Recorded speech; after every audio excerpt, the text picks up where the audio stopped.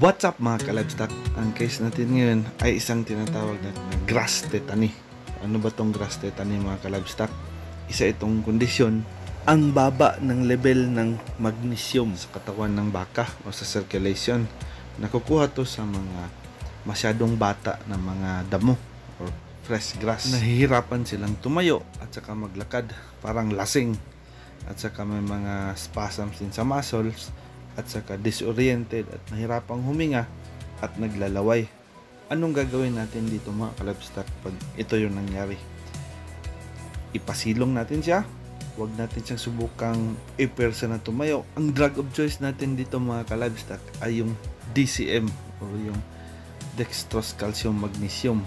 Also again, inject tayo ng B-complex ADE para immune system ay mapalakas. Paano ba ito maiwasan mga ka-livestock? Iwasan natin na magpakain ng masyadong batang mga damo dahil kargado ito ng potassium at saka nitrogen. At saka yung over-fertilized grass, nakaka-cause din yun ng pagtaas ng potassium at nitrogen. Pag pinabayaan natin itong mga ka-livestock at wala tayong ginawa, ang nangyari ay baka mamatay yung baka natin at maperiol tayo. Mabuhay ang livestock industry. Thank you for watching.